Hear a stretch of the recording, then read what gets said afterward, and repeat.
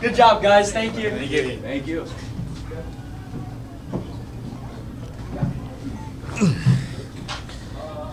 Seat's warm. All right,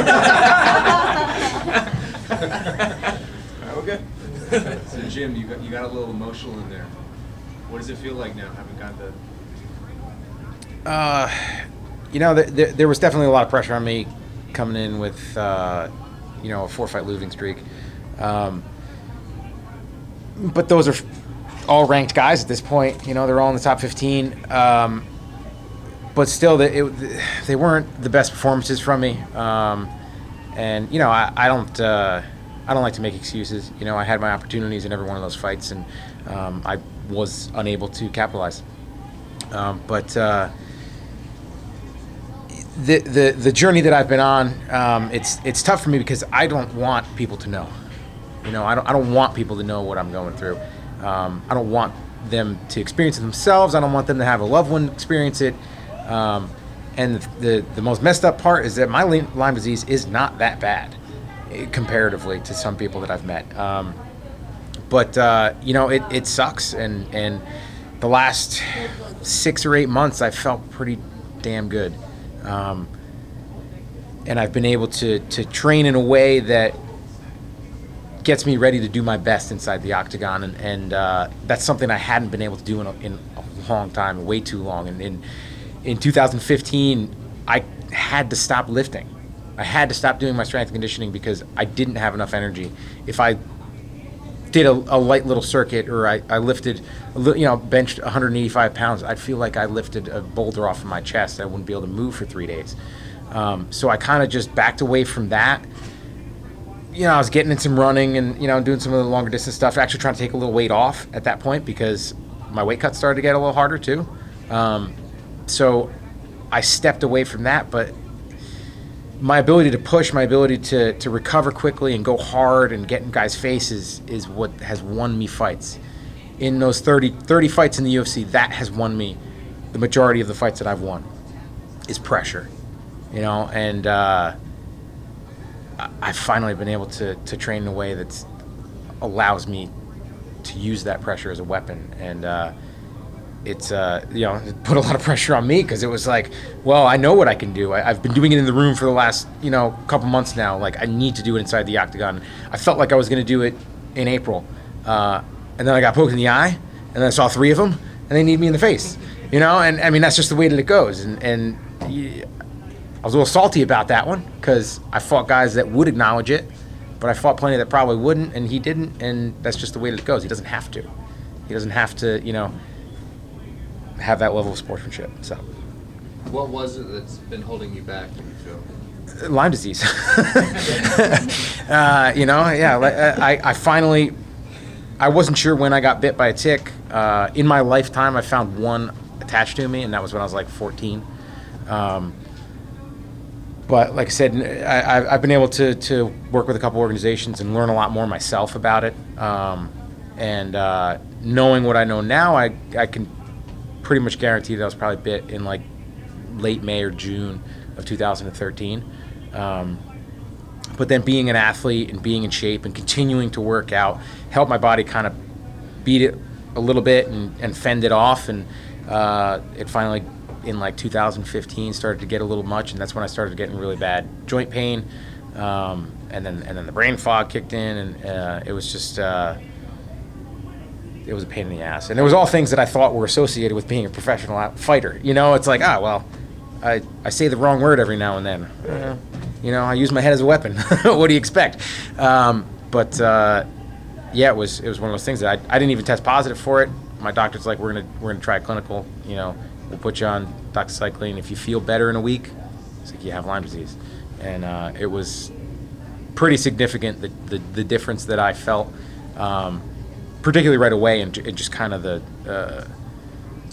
brain fog is one of the things that they associate with it. It's kind of similar to Alzheimer's, which is scary, but it kind of lifted to where I could actually get things done. Because for a while there, like I'd go to clean my garage and just stand there for a little while and not really know where to start, not know what to do, just It sounded like it was quite a process to get to the diagnosis. It was, and the process to the diagnosis was the fact that I'm hard-headed and stubborn, and associated my symptoms, really bad knee pain.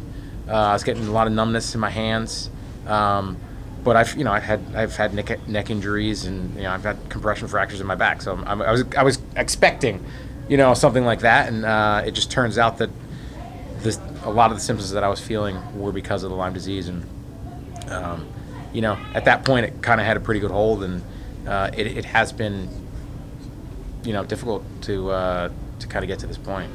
So Jim, I mean, just even talking to you right now, you can tell it feels like there's a weight that was lifted up. Huge weight, dude. Huge weight. Like I said, I know what I'm capable of doing. I know who I am, and and I've been ranked in the top 5 in the world, and nothing has changed for me.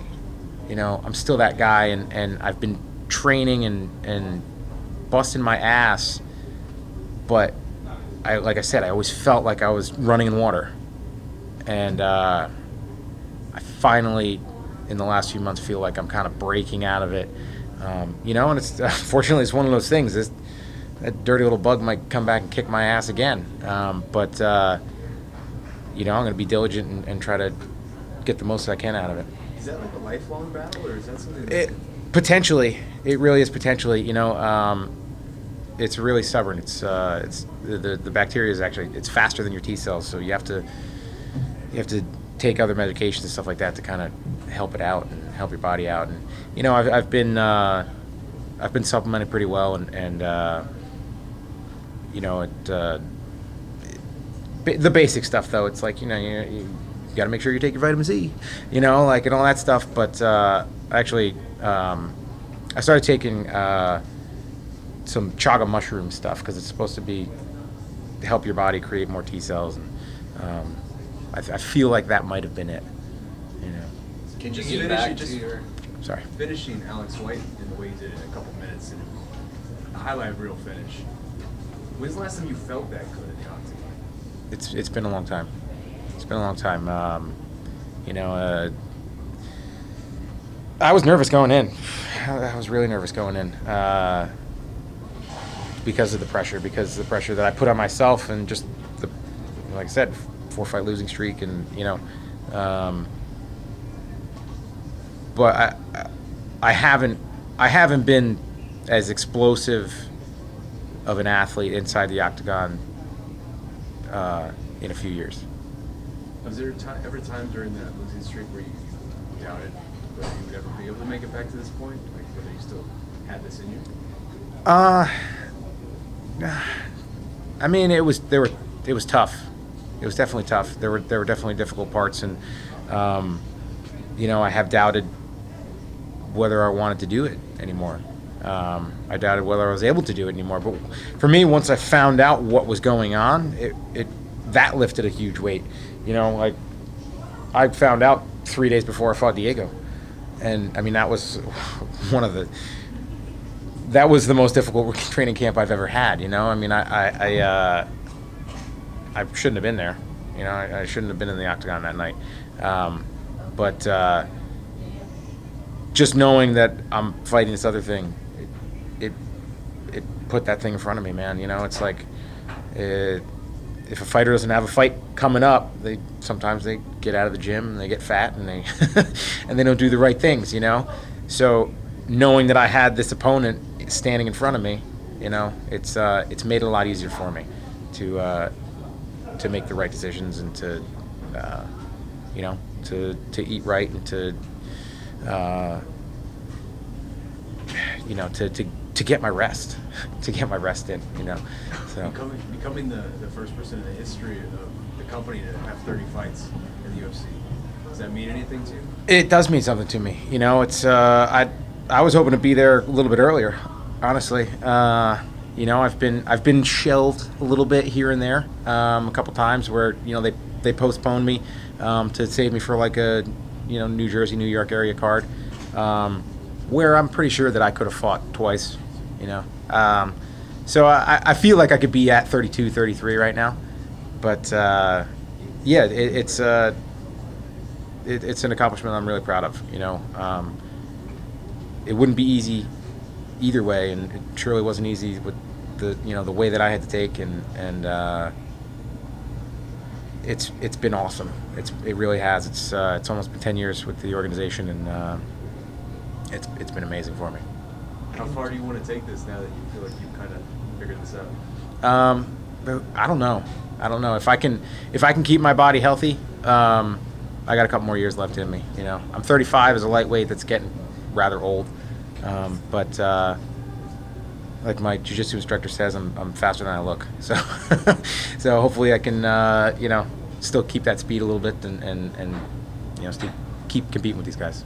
Were those nerves you said you had for your 30th walkout? Are those how do those nerves compare to walkout number 1, walkout number 2? Like, do you remember those times?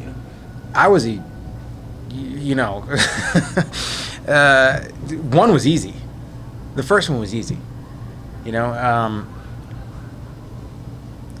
I've had the opportunity. My brother paved the way for me.